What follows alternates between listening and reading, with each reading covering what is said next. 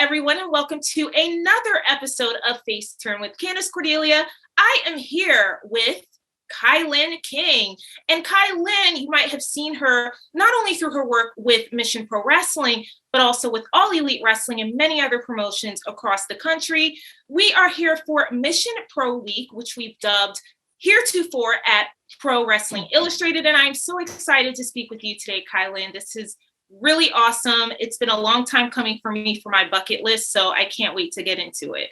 I'm excited to be here. It's really cool. I can't wait to get into it with you. So let's get started. First of all, where are you from?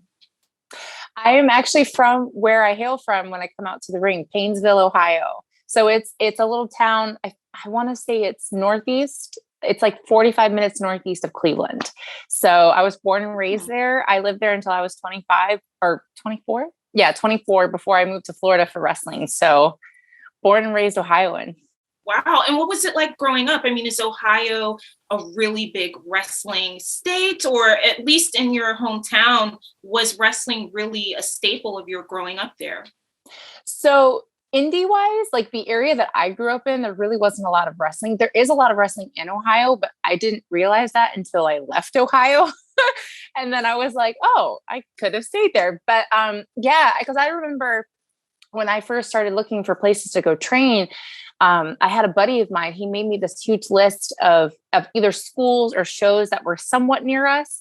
And all the schools that I looked into, it was like these weird programs where you come train for like 2 weeks and then they'd be like, oh, okay, we'll put you on our show. And I knew nothing about wrestling at the time, but even I knew, I was like, that doesn't sound right. So I was like, all right, I need to look outside of Ohio to train. And then of course, like I said before, like once I left Ohio, a bunch of people were like, there's this place, this place, this place. It's like Ohio has got a lot of wrestling in it. And I was like, oh, well, now I know. And isn't it always like that? Because, I'm from Philadelphia and I didn't know growing up just how big Philly was as a wrestling city until, many years later. And I'm thinking, what is going on? Like, how did I not know about this? Right.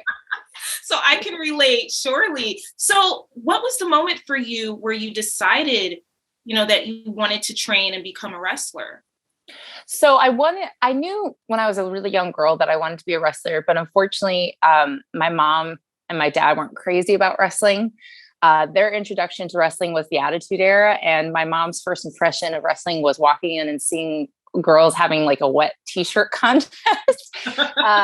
So she immediately, that's what her assumption was, especially towards women's wrestling. That's what she thought it was. So I just remember hearing such negative comments from her and just thinking like, okay, I'm not going to bring this up to the parents and let them know that that's what I want. So I kind of coasted for a really long time. I did what I was told, went to college and all that stuff. And then I think it was around, I want to say I was 22 or 23. Because once I turned 18, I got into martial arts, and that kind of, wrestling was always there. And then when I got into martial arts, that kind of like re-sparked the flame even more. And then by the time I turned like 22, 23, I just remember I was sitting in the middle of a college lecture and I was thinking about the match that I watched the night before. And I started to feel so much anxiety and I was sweating in my chair. And I just remember thinking to myself, I'm like, if I am like so wrapped up in wrestling like this means that I have to do it. Like I wasn't even paying attention to the lecture. All I could think about was wrestling, and the idea of not being part of it just gave me so much anxiety.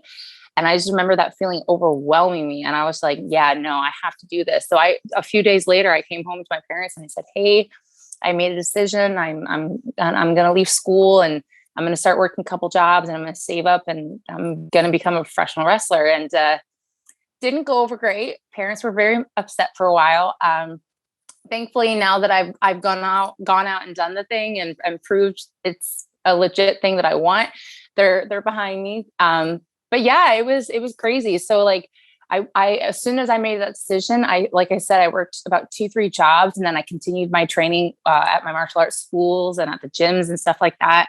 And within like a year or two, my brothers and we moved to Florida. And then within, I think, like 2 weeks of moving to Florida, I met somebody who trained at Team 3D Academy, which is where I originally trained at. And within a month, I was there training. It was crazy. It was like fate just, once I made the decision for myself, it was like, all right, here you go.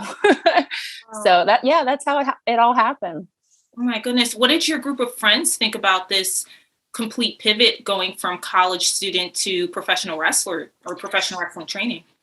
A lot of the people that were close to me at the time, they just wanted me to be happy. And a lot of the people that I hung out with the majority of the time were my martial arts buddies. So they were just like, yeah, do it. Because I had a background in theater and dance before I ever got into martial arts.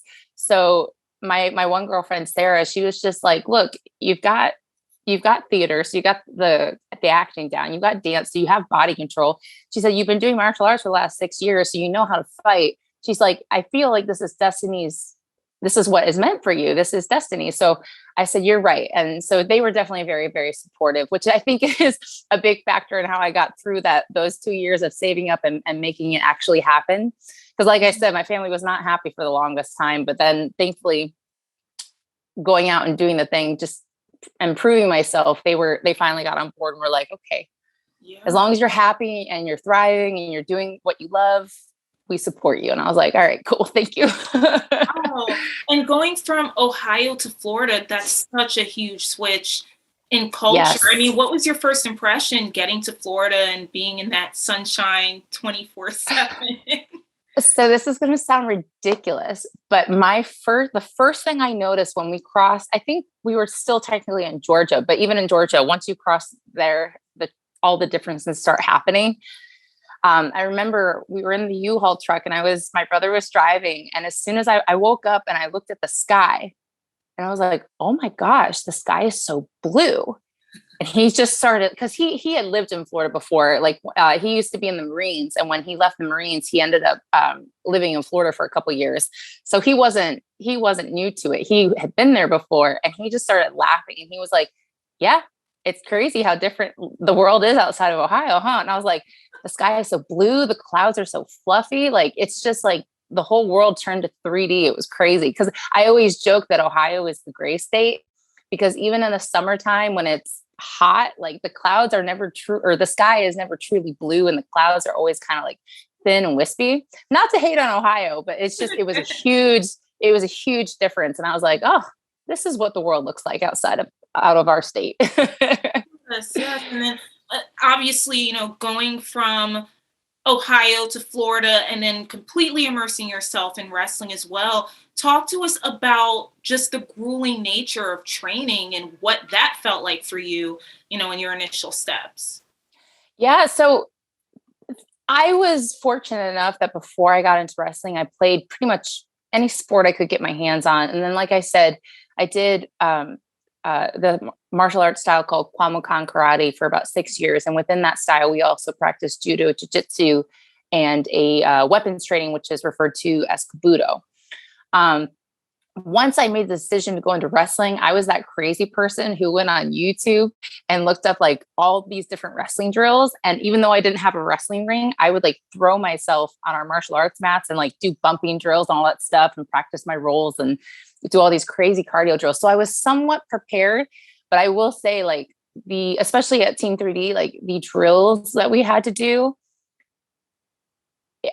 I'm pretty sure that if I'd have gone from wrestling school and then gone straight into the military, I would have been fine. Because it was just, I'll give you a little taste. So like we would show up at noon, we would do like core workouts for like 20 some minutes. We would stretch and then we would get paired off. We would run these crazy cardio drills and then have to wrestle in between all of them, run some more cardio drills, take a break. And then we would get back into learning more wrestling and stuff like that. So we would be there for like almost 2 hours before we even locked up and did anything. Like we would just be going. And most schools, like you go into them, there's no AC.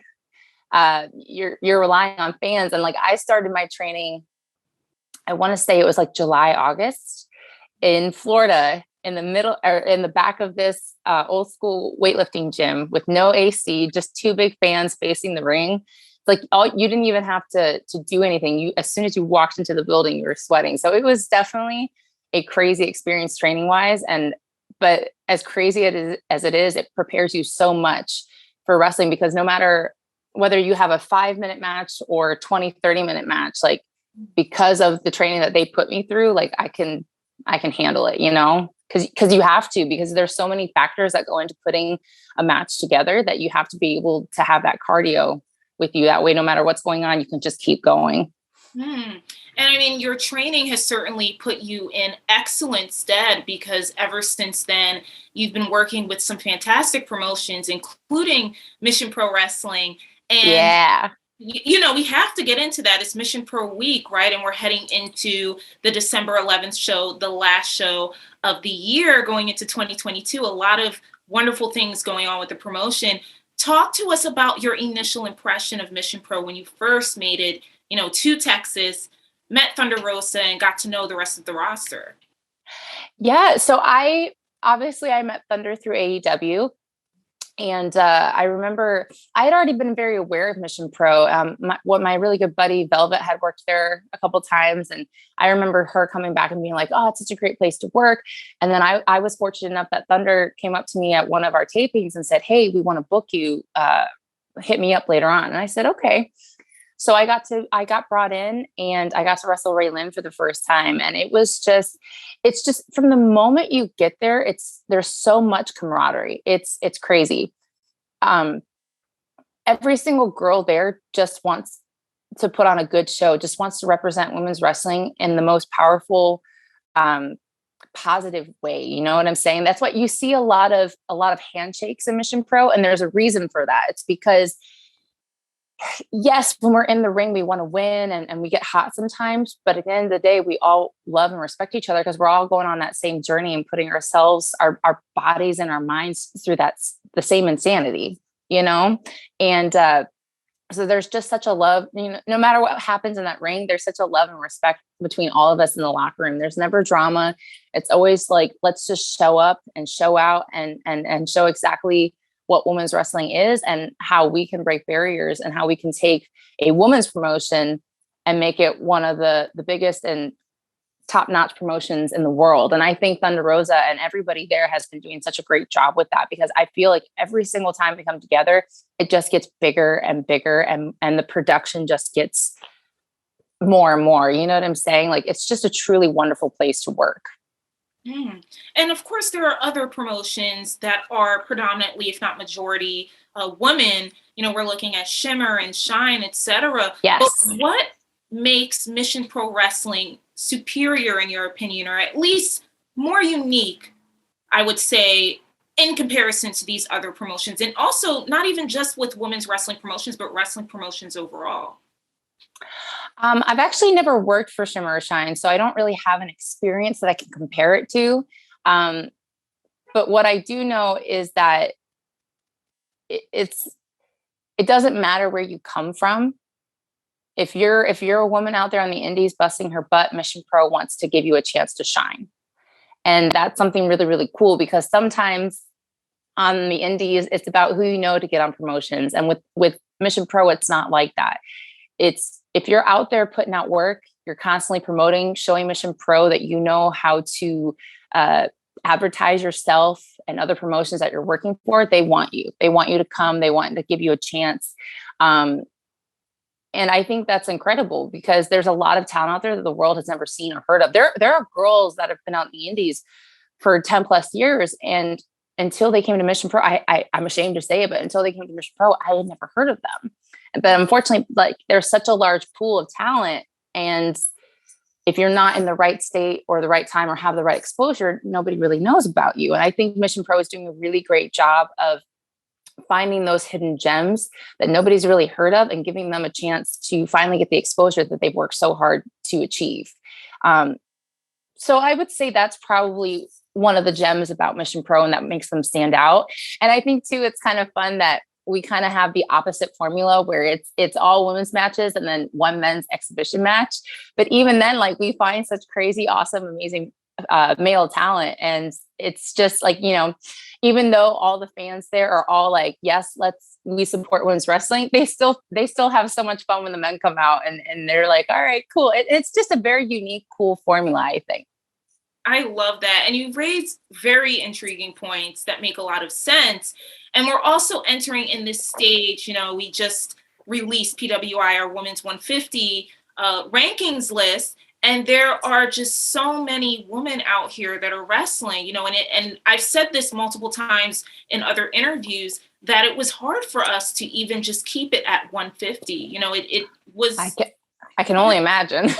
A lot. I mean, in the next couple of years, y'all might see a PWI women's 200, 300, might be 500 at this point, because there's just so many, and that's a fantastic thing, right? So absolutely. Yeah. So with the roster that you have, that Thunder Rosa and Brian have cultivated at Mission Pro Wrestling, what is it like being around? I mean, you touched on this previous, but what's it really like being at the shows and having this camaraderie and putting these matches together and really putting on an amazing show for the people that are coming from, quite frankly, all over the country to see a Mission Pro Wrestling show? I told Thunder this past weekend. I feel like Mission Pro has become that refresher for certain wrestlers' souls.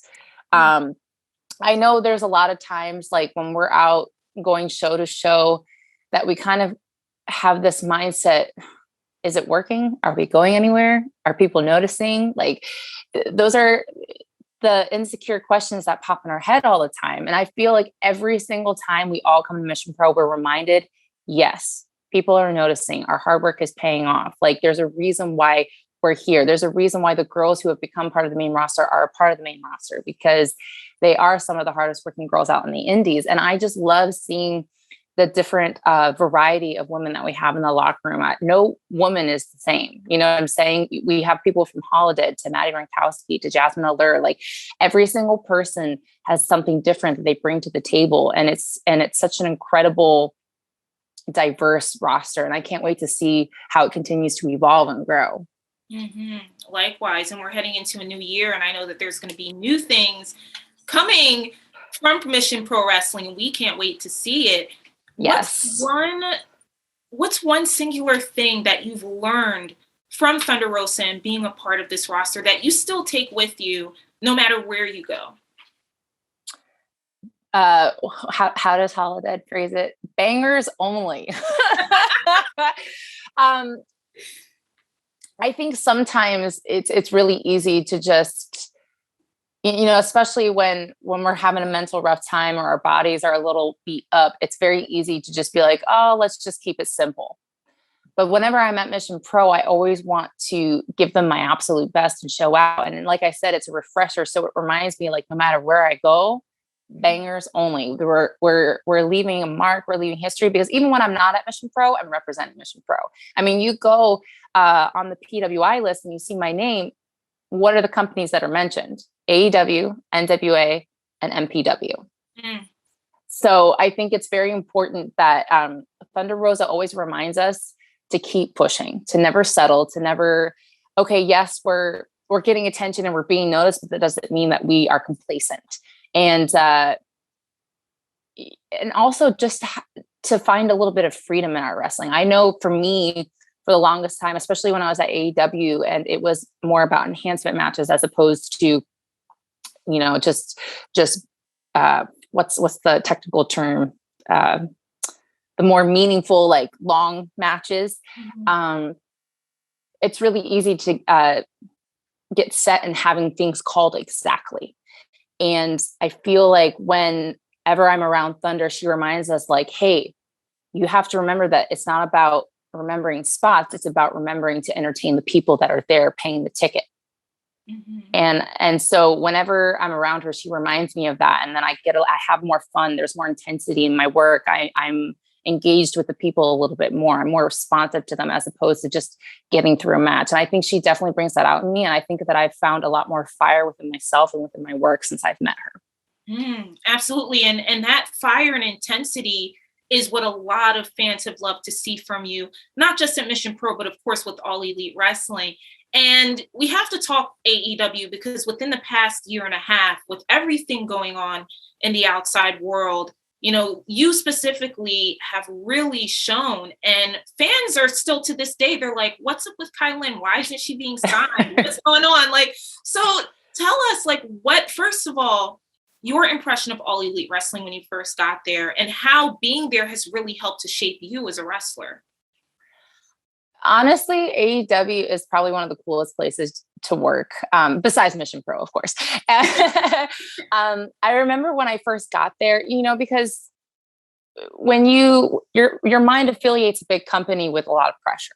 Mm-hmm. And I remember when I first got there, I was like, oh my gosh, I have to be on my best behavior, make sure I shake everybody's hand and do all the things politically correct and all that stuff. And then when I walked in, I think Dustin was the first person I saw, and I went to go shake his hand, and I was being very like professional and serious.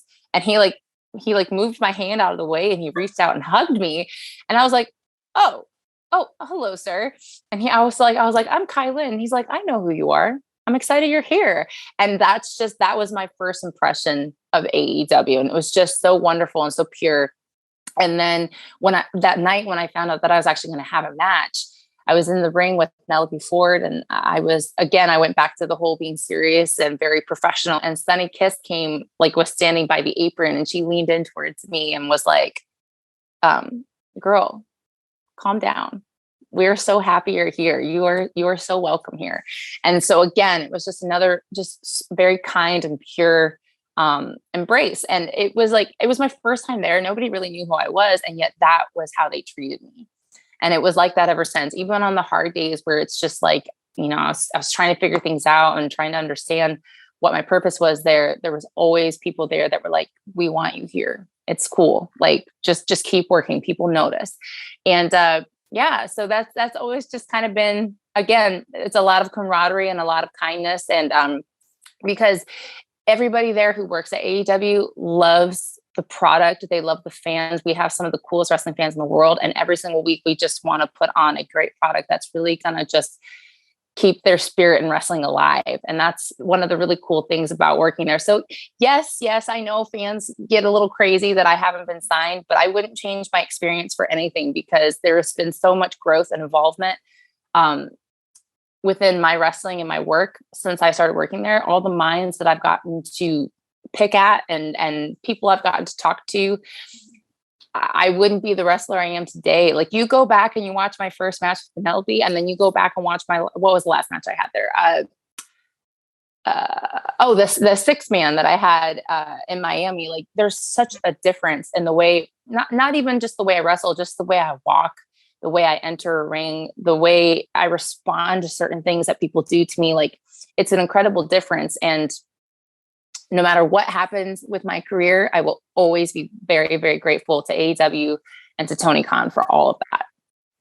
That's really lovely to hear, and very significant, particularly when you see that it's a welcoming environment. And everyone's story is different, but you hear stories in the background about people's first impressions of wrestling and getting in the business and not feeling welcomed. So the fact that happened within a major company is major. That's very, very significant. So thank you for sharing that.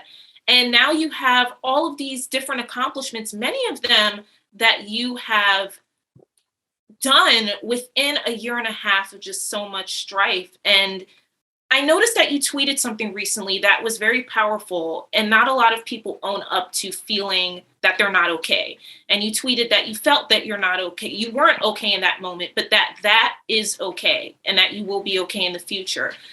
What do you do to keep yourself motivated, especially in times where you feel like there's just so much chaos happening in the outside world and so many things that you yourself have to do within your career to just kind of center yourself and say, you know what, this is what I have to do to just keep going?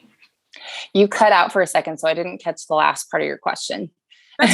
What do you do to just keep yourself motivated in tough times? Like, if there's a lot of things happening in the outside world, you have pressures within your career to really, keep going and keep yourself centered. What do you do in order to motivate yourself? I could give you the easy answer and just say I watch a lot of wrestling. But to be quite honest, I reflect. I'm a big believer in energy and meditating. And so whenever I get to those moments, I reflect on like 10 years ago and who the person I was then and how I was living for others and not living for myself. And the ridiculous and crazy journey that I've been on since I made the decision to become a professional wrestler, because I always joke that it was destiny, because and I abbreviated my story earlier, but every single time that my wrestling journey has looked like it's about to come to a halt, fate just throws itself in the mix and says, nah, man, you got to keep going. So for example, when I first made the decision to move to Florida, I couldn't afford it. I was like, I'm going to have to work for a couple of years before I'm able to make this move. And within that moment, or shortly after that moment happened, one of my brothers who used to live in Florida said, hey, I've got a lot of buddies who I miss. I want to move back there. I'll go with you. And then another brother of mine was like, hey, like, I'm really, I've been really depressed since I moved back to Ohio. So I think I need a change. I'm going to go with you too. And then suddenly the obstacle of money was no longer there because I had two people who were willing to share that journey with me. And then as soon as I finally started doing shows and I started getting a little bit of a credit behind my name and people were starting to take notice and starting to book me in higher quality matches against higher or bigger names, COVID happened. And I'm sitting there thinking like, oh my gosh, all right, this is a sign from, like, all the bookings started getting canceled. And I'm like, all right, this is a sign from the universe. Maybe it's not meant to be anymore. And then within a month or so after I lost my job and lost all my bookings, Billy Gunn, one of my old trainers, hits me up and says, hey, why haven't you reached out to me about AEW? We want you here. Go get your chest done and come here, be here next week. And then even to backtrack a little bit, when we first, like, I didn't really have a game plan when I moved to Florida. My initial instinct was Florida is where we need to go. And then within 2 weeks, I met a guy at our gym. And, you would think like stranger danger, don't talk to somebody you don't know. But I had the instinct, like, it's okay. Cause he saw me training. He was like, hey, what are you training for? And I said, I want to be a professional wrestler. And he's like, I train at Team 3 Academy. You should come.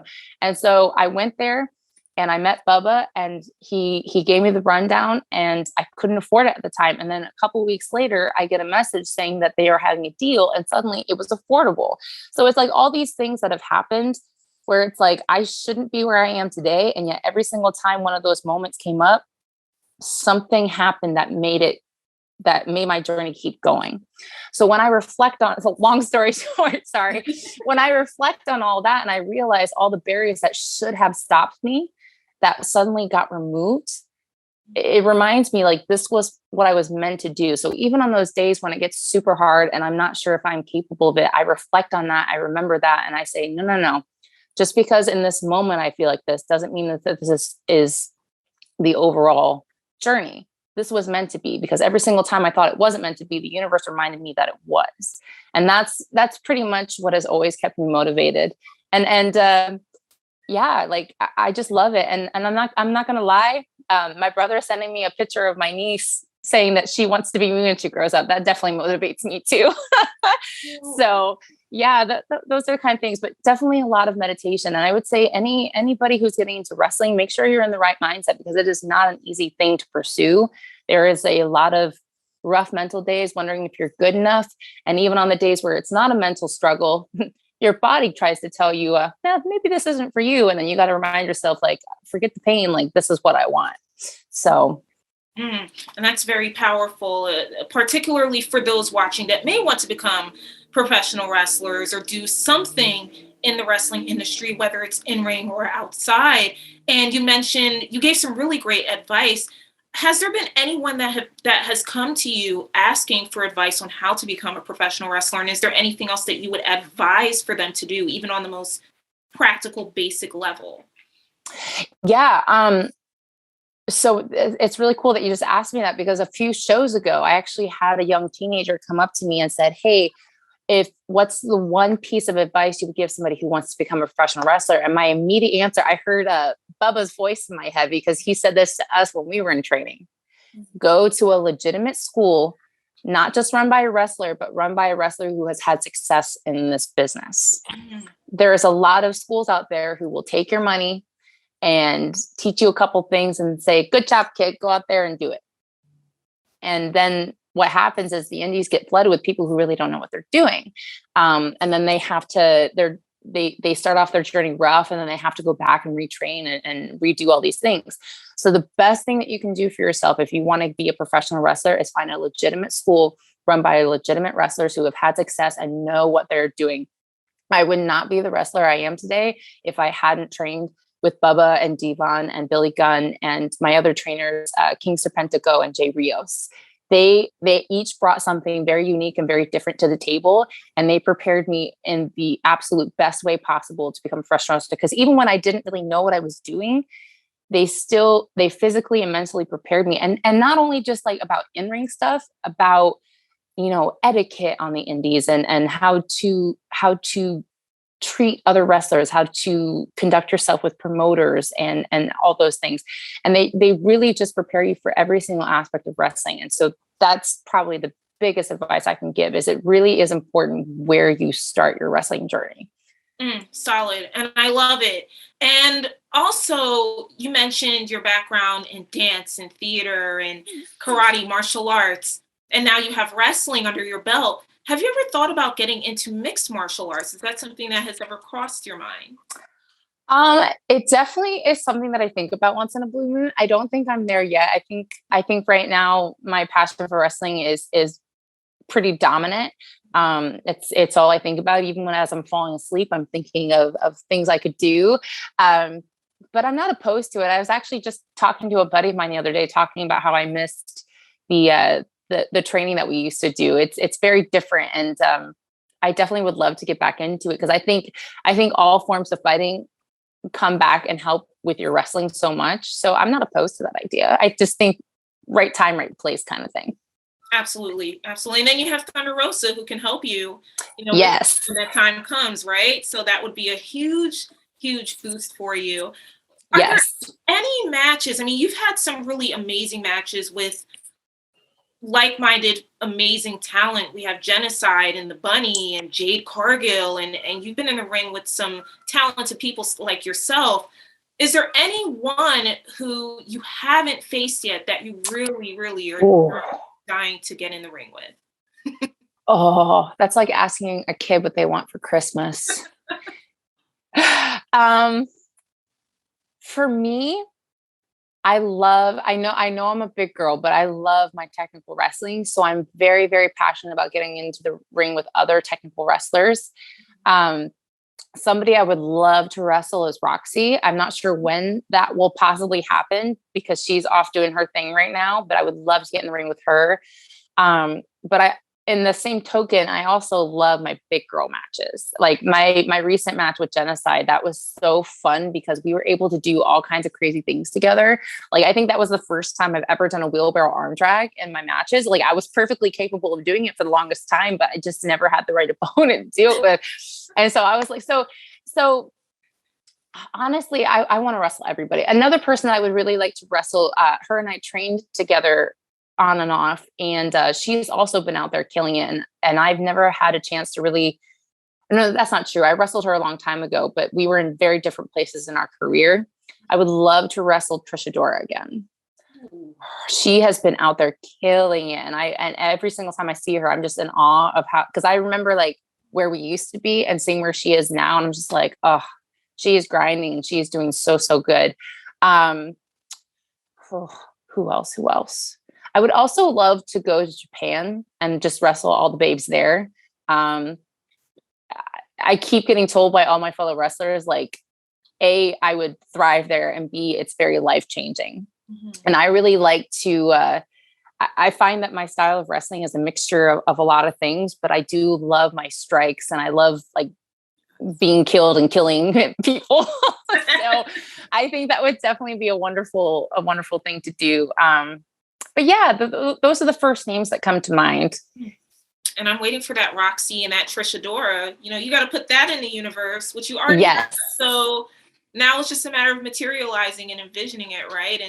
And absolutely, you're built at 6'1". So I don't know if people realize that, because the TV, it's all about the optics. And I noticed that watching your matches and seeing comments, people know that you're tall, but I don't know if they realize, unless they stood next to you, how tall you are. And as a fellow tall girl, I'm with you on that. Like, you need to have your opponents that are of equal height sometimes to really, yes, strike and do what you got to do. So, but that's beautiful. I thought of one more. Yeah. Allison Kay. Oh, that would be fantastic. When her and I circled up at NWA, there was just like this energy. And I don't know if you heard the crowd, but they were like, we hadn't even touched each other yet. And they were like, oh. And so I remember her and I, like before we parted ways, after the show was over, we looked at each other and we're like, we need to have a singles match. I don't know when, I don't know where, but we need to have it. So that's another one. Now that my brain's thinking about that. Allison, we're going to put this out there. I hope you're watching, Allison, because we got to get that. That would be sick. That would be really sick. Let's book it. Let's do it. So what's next for you, KiLynn, as we're entering 2022? We got the holidays coming up, Merry Christmas, Happy Holidays. I don't know what you celebrate, but what's next? What's happening for you in 2022? 2022, I'm very, very excited. I'm going to be definitely working with Mission Pro a lot more. I'm not sure what's going on with my career in AEW, but I love them. If they reach out, I'll be there in a heartbeat. But we definitely have a lot of cool bookings coming up. I'm currently in the middle of a championship tournament at a promotion called Capital Championship Wrestling. So I think in 2022, you're going to be seeing the King having a lot more gold around her waist. That's definitely been a big goal of mine. I've been a champion at promotions before, but it's been a very long time because I've just been more worried about getting out there and grinding and improving my craft. But I think now that we're getting to a stronger place in my career, I definitely am looking to add some accolades to my record. And so I'm definitely looking to being able to call myself a champion everywhere I go. I love it. And you're still the current GWA Women's Champion, is that correct? Yes, but unfortunately that promotion no longer exists. So yeah, but I have a title match coming up January 8th with Coastal Championship Wrestling. That's the Florida CCW. I have a title match coming up there. And then, like I said, we have the Capital Championship Wrestling Tournament. And then I've said it several times in my promos for Mission Pro. I know Holodead is the current champion, but I'm going to keep busting my butt, adding up the dubs, and hopefully someday soon I will get another title shot and be able to call myself a Mission Pro champion. I would definitely, that would be a very big honor to add MPW champ to my accolades for sure. Here for it. And we can't wait to see what you get into next in your career beyond 2022. You're doing fantastic things, KiLynn. Your fans love you. We love you here at Pro Wrestling Illustrated. And we look forward to seeing everything you do going forward. And thank you so much for being a guest on FaceTurn with Candace Cordelia. It's an honor to meet you. And next time, hopefully we meet in person. So I'm putting that into the universe as well. Yes, I hope so too. It was an honor to be on here. So welcome, KiLynn. Thank you once again. And thank you everyone for watching FaceTurn with Candace Cordelia, where we give you the exclusives and all the scoops with your favorite wrestlers. Stay tuned for more. And until next time, see you later.